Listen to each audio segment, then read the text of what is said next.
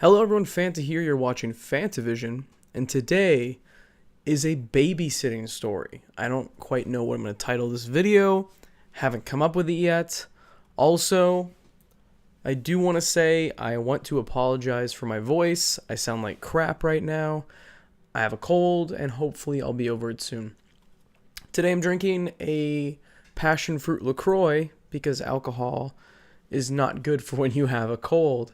And I want my immune system to kick this thing's ass because I'm going out of state this weekend. So I gotta get better because I don't want to fly a plane and then get sicker and get that bacteria that is incurable. So today I'm going to be talking about babysitting. I know it's kind of crazy. I thought about doing GameStop, but I was like, I'd done it like 2 weeks ago and I want to keep up the variety. And I'm hoping that I can get Steven here tomorrow. Maybe we'll do another College Chronicles or we'll do a Walmart video. I'm not quite sure yet. I'll talk with him, see what he's feeling, and hopefully get that recorded. So next Tuesday, even though I won't be here, a video will be going up. So with all that out of the way, I'm going to talk about, so I babysat about 3 different kids back when I used to do babysitting. And one kid was like way after I had kind of stopped the whole babysitting thing, but like a parent's friend needed a favor or whatever, and I was like, okay. That was the last time I ever babysat, and that was probably the most challenging kid to babysit out of all 3. So let's start with the first one, and I'm probably just going to cover the first kid I babysat in this video session, and then the other 2, it'll be like a trilogy again. It'll be like the Chinese trilogy, but it'll be babysitting kids. So the first kid I babysat, I was about 13 or 14, and I babysat him for several years. And I was actually friends with the kid because he was my next door neighbor. So we hung out all the time. And of course, he was many years, not too many years younger than me, but young enough where I was 13, I was babysitting him. And it was a pretty easy gig. It was great. I mean, I made okay money. Sometimes I felt like his parents were kind of screwing me over just because they knew rather that they could, because I'm just a little kid. Who cares? Very easy to screw over a little kid when it comes to paying them. I mean, what am I going to say? Oh, you didn't pay me enough. Like, the thing is like, they wouldn't round it up. So if they got home earlier than they said, or they got home, before the end of the hour, they gave me fucking change. Like, these people would give me change. Like, round it up. What the hell? I'm a little kid. If I had my next door neighbor, we were friends with them too. It was like family friends. But if I had my family friend's kid over and he was babysitting my kids and he did a good job, which I did every time. I mean, the kid always went to bed on time when I told him to. Sometimes he'd resist. Like, he'd be like, I don't want to go to bed right now. Or he'd make up some bullshit reason why he had to come to the living room again. And sometimes I'd be like, fuck it, just hang out for a bit. But if you hear the garage door, sprint to your room. I mean, I did a good job as a babysitter and everything. So it's like, just round up. Seriously, it's a couple bucks. It's not like they were paying me like $20 an hour or anything. I don't remember how much it was exactly. It was such a long time ago. I think it was probably in the range of $7.50, $8, which at the time wasn't bad. And considering, I think minimum wage, maybe it was $5. I don't remember how long ago. I mean, this was 13 years ago, 12 years ago. This is ridiculous. I can't remember that. I was paid, But as a kid, like a 13-year-old, making that amount of money was like a ton of money. I mean, it was crazy to me. I know I did save up at least enough money to buy a PSP, and I was super happy when I bought that PSP. I got the God of War game, and I thought it was just the coolest thing, be able to play Grand Theft Auto and God of War on the go. Blew my mind. I know that has nothing to do with babysitting. Well, it kind of does. I mean, I used the babysitting money to get the PSP. It was really cool. I unfortunately did trade in my DS towards it, like all my Pokemon games, Metroid games, Animal Crossing. I regret that so much, but I still had a lot of fun with the PSP. I still have that PSP somewhere. Uh-oh. Where is it? Anyway, so what I did with the kid when we were babysitting, or when I was babysitting, he wasn't babysitting. When I was babysitting, we would of course, watch TV, obviously. We would watch, I'm trying to remember what was on during that time. I believe they had like the Shaolin Showdown. They had that show with, Jackie Chan was in it. They had Naruto on at night. They had like the anime on at night, and they had also the Chappelle Show I would sometimes watch at night. But usually I was watching like Naruto or something with him when he went to bed, and then I'd just keep watching it because his parents would usually show up like in an hour or so after. And I remember watching E3 at one point when I was babysitting him. That was pretty cool. We were watching the release of the PlayStation 3 together. And what a monumental disappointment that system was when they announced it. $599 US. It's like the thing that just rings out in your head when you think of it. And the giant enemy crab. And I remember looking at the games. I'm like, these look like crap. This is awful. This is a super expensive system. I bought a 360 not too long after that because they definitely did not sell me. Other things we watched. I watched Bo. That was another thing at night. It was like the Cartoon Network at night thing switched over to like anime stuff. And that was the most anime I'd like ever watched in my life, was when I was babysitting this kid. Because, I don't know, it was just because I babysat so often, I could kind of keep up with the storyline, and like the flashback things before the episodes kind of caught me up with what I missed, because I'd only babysit them on like some weeknights, but usually weekends. And another thing we did a lot was play PC games, and I got him into Rise of Nations, which is one of the best RTS games ever. We played tons of Enter the Matrix for the PC. Enter the Matrix was such a fun game as a kid. I loved it. The slow motion, the bullet time, you could dodge them and stuff like that. And then, man, we played that game so much. I'm trying to think of other games we played, but that was like the number one game we played. Played so much of that thing because he didn't have any home consoles. So it was basically just the PC, and then I think he had a DS as well. So we'd sometimes play Pokemon. No, he had a Game Boy Advance. So we'd play Game Boy Advance Pokemon together. And that was fun while the TV was on. We were watching whatever show. I'm trying to remember what else was on, because that's always the most nostalgic thing, is when you remember what was on TV at the time. Like, what were you... I think X-Play was still on during that time. No, I don't think they got G4. G4 was one of those like specialty channels. They had like the basic package. So, you know, Nickelodeon, Cartoon Network, I think Disney, but it was usually Nickelodeon, Cartoon Network, and then when he went to sleep, I'd watch Comedy Central, like, you know, Chappelle Show. And that was a really cool gig. I mean, like I said, I knew this kid. He was my friend. I'd just hang out with him all the time because he just lived right next door. We'd go in the desert. We would hang out with a bunch of other kids. We had like a tree fort out in the desert. It was really cool. I remember I got a shower radio. I never used it in the shower, but I brought it out to the tree and hung it up on a branch, and we just had the classic rock channel playing while we hung out there. And we made the tree fort. And by tree fort, I mean it was like a tree. We each had our own little branches. There were little like holes in the tree.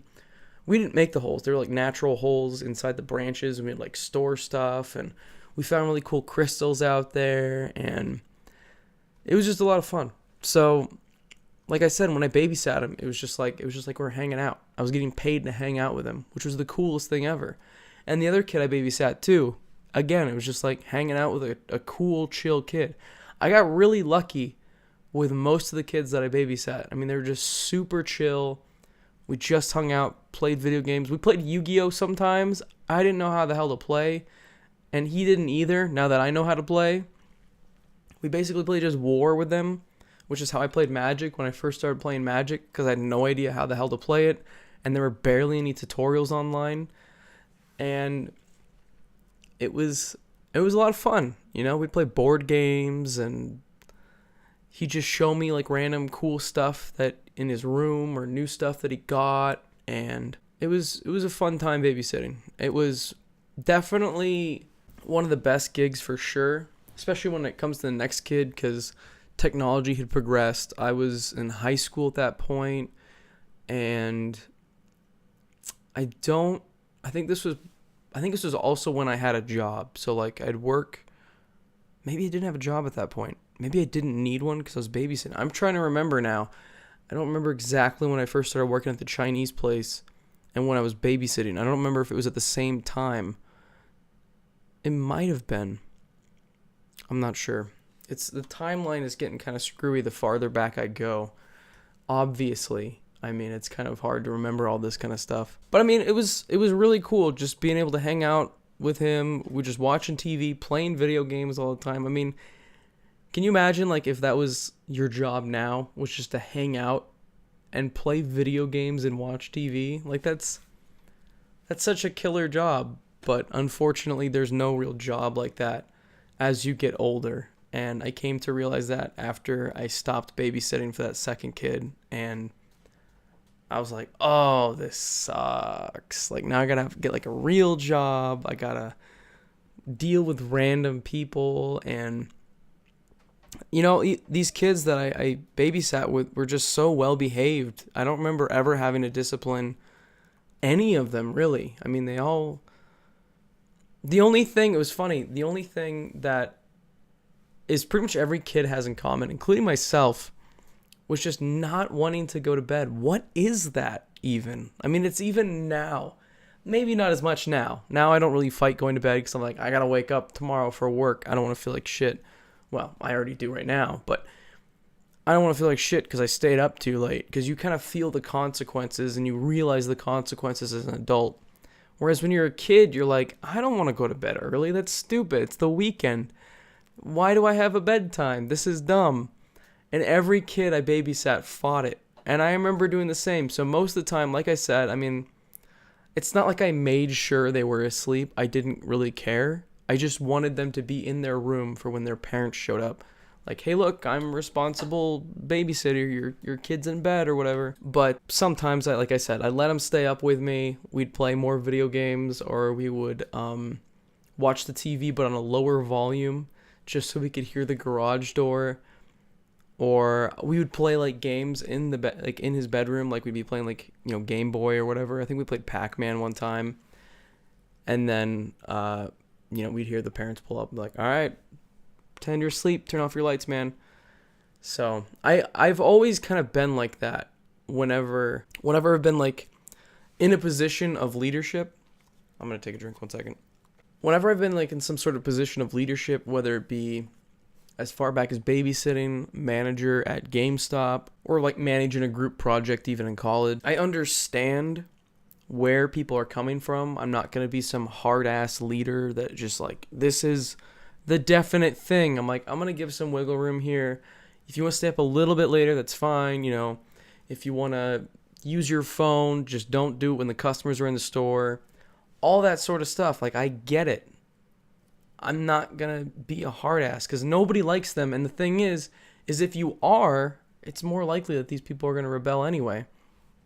So if you're a little bit more loose with it, you're more chill, that's the kind of leader I'm going to listen to. That's the kind of leader I want to be. So that's how I acted when I was babysitting kids. That's the kind of babysitters I really had. And I feel like that's really where I learned most of how to be a babysitter. Was I kind of absorbed it when I was being babysat when I was young, like even younger than when I was originally babysitting.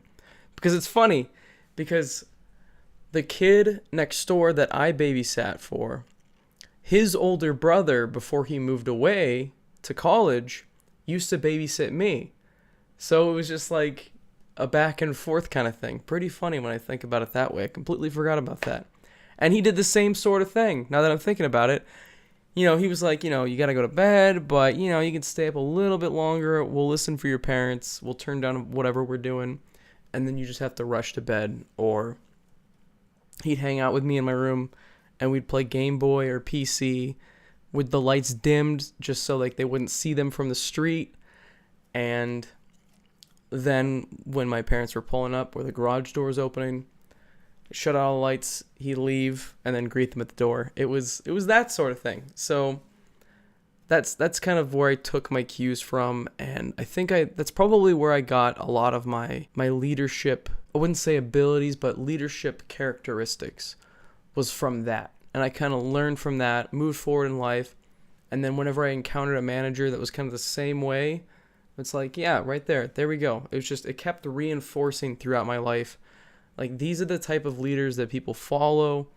These are the type of leaders that people respect. If your leader respects you, you're more likely to respect your leader. It's that simple, And I know I'm talking about leadership here, and it has nothing to do, like, it's it's babysitting. Like it's not like this huge thing. It's just managing a store, but that it's amazing to kind of see how throughout life, every management in any aspect of your life, you really do respect the managers that trust you enough to give you a little wiggle room, that can kind of be your friend and manager at the same time. That's how it's worked out for me. That's my experience. Maybe for you it's different, but that's what I've learned, and that's how I've been as a leader. So that was my first babysitting experience. It was crazy, really, to be like, I was fine with being home alone, obviously, but it was so interesting being like the oldest person in the house. You know, it was really interesting being the guardian at such a young age, like 13, 14. And I think it's because I was more mature than a lot of kids my age at that time. And that just worked out. It was a good time, getting free pizza. When his older brother would visit sometimes, he'd bring gelato, which is delicious, like Italian ice cream. And I mean, what more could you want? I got free pizza and I got paid to hang out and play video games and watch TV. So that was the first kid that I babysat. And the next episode, I'll be discussing the second kid that I babysat for, I think, even longer than the first kid.